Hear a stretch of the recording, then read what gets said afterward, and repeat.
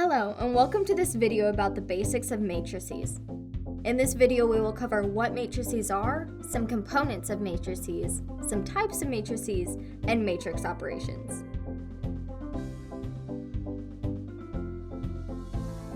A matrix is commonly defined as a rectangular array of numbers, symbols, or expressions arranged in rows and columns.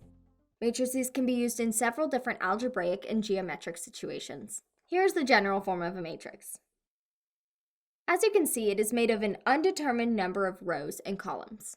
An example of a matrix might look like this. Matrices are usually written in square brackets, and they are commonly classified by their dimension. Matrix A is a 3x2 matrix because it consists of 3 rows and 2 columns. Each of the numbers in matrix A is called an element or an entry. Each element can be classified according to its position within A. A, M, N designates the element at row M, column N. For example, A, 2, 1 is equal to 6, because 6 is the element located at row 2, column 1 of the matrix. Some matrices consist of only one row or column. These are known as vectors. Matrix B might also be classified as a row matrix, and matrix C might also be classified as a column matrix. Notice that matrix B is a 1x3 matrix, while matrix C is a 3x1 matrix. The elements where M equals N constitute the main diagonal of a matrix. In this matrix here,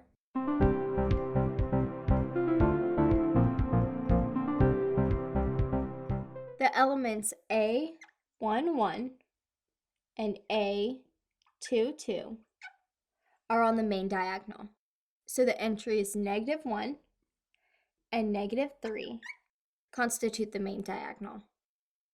In matrices with unequal numbers of rows and columns, the main diagonal isn't nearly as useful as it is with square matrices with an equal number of rows and columns. Here are some examples of square matrices. Matrix D might be called a lower triangular matrix because all the entries above the main diagonal are 0. Matrix E might be called an upper triangular matrix because all the entries below the main diagonal are 0. Note that triangular matrices can have entries that are 0 on the main diagonal, like E does. Matrix F has the qualities of both D and E. The entries are 0 everywhere but the main diagonal. Instead of calling this a matrix triangular, we simply call it diagonal. Diagonal matrices whose entries are on the main diagonal are all 1s are called identity matrices. Matrix G is known as the 2x2 identity matrix, notated by I sub 2. Sometimes matrices like H have entries that are all 0s. H is known as the 2x2 zero matrix or null matrix, which is notated as 0 sub 2x2. In order for matrices to be equal, they must contain the same elements in the same positions. In this case, matrix I equals matrix K, but I does not equal J, and J does not equal K. Matrices can be added and subtracted if they have the same dimension. To add or subtract matrices, simply add or subtract the corresponding elements. D is a 3x3 matrix, as is E, so they can be added or subtracted. Matrix D plus matrix E, you're just going to add the corresponding components. So 2 plus 0, 6 plus 0, -9 plus 0, 0 plus 99, 7 plus 1, 12 plus 0, 0 plus 2, 0 minus 15, 14 plus 4, and then from there you just simplify. So we have 2, 6, -9, 99, 8, 12, 2, -15, and 18. For subtraction, you'll do the same steps but with a different operation. This time let's do E minus D.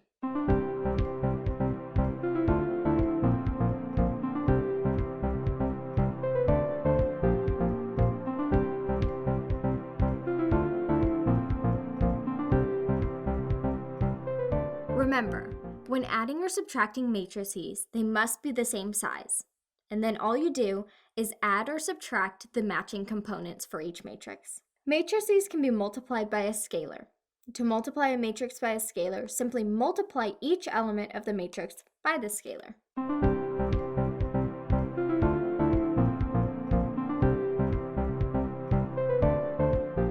So what we're going to do is multiply 3 by each of these different elements. So we have 3 times 2, 3 times 6, 3 times -9,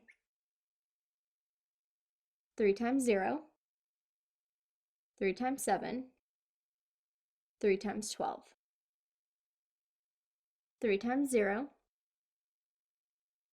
3 times 0, 3 times 14.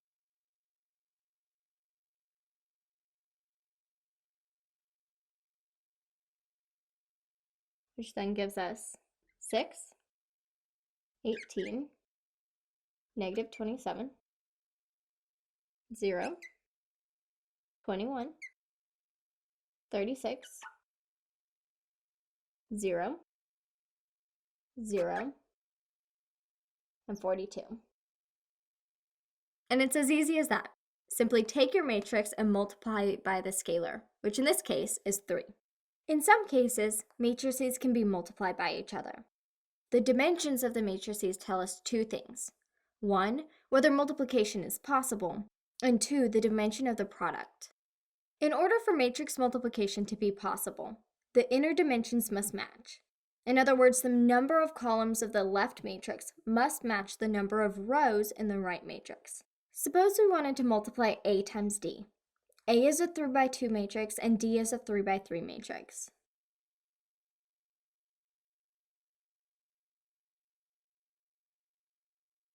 Since the inner dimensions don't match, we cannot multiply A times D. However, we can multiply D times A. It would be a 3 by 3 matrix times a 3 by 2 matrix, so the inner dimensions do match. The number of columns of D matches the number of rows of A. Furthermore, the outer dimensions specify the dimensions of the product. 3 and 2. So the dimension of D times A will be a 3 by 2 matrix. Before we actually do the multiplication, it's important to notice a major concept here. With numbers, multiplication commutes. 3 times 4 equals 4 times 3 equals 12. With matrices, multiplication does not commute. The order of the matrices matters. Just as we saw, A times D does not equal D times A. Here's how matrix multiplication works. The pattern to notice here is that we move across the rows of matrix D and down the columns of matrix A. So we multiply element 1 of matrix D row 1 times element 1 of matrix A column 1. Then add element 2 of D row 1 multiplied by element 2 of A column 1. Then add element 3 of D row 1 multiplied by element 3 of A column 1. The result of row 1 of D times column 1 of A becomes row 1, column 1 of the product. Now here are a few other properties to make note of. We'll use matrix D to illustrate. 0 sub 3 by 3 plus D equals D. The 0 matrix acts like the number 0 when adding numbers, the additive identity. A number plus 0 always equals itself. 0 sub 3 by 3 times D equals D times 0 sub 3 by 3, which equals 0 sub 3 by 3. The 0 matrix acts like the number 0 when multiplying numbers. A number times 0 equals 0. D times I sub 3 equals I sub 3 times D equals D.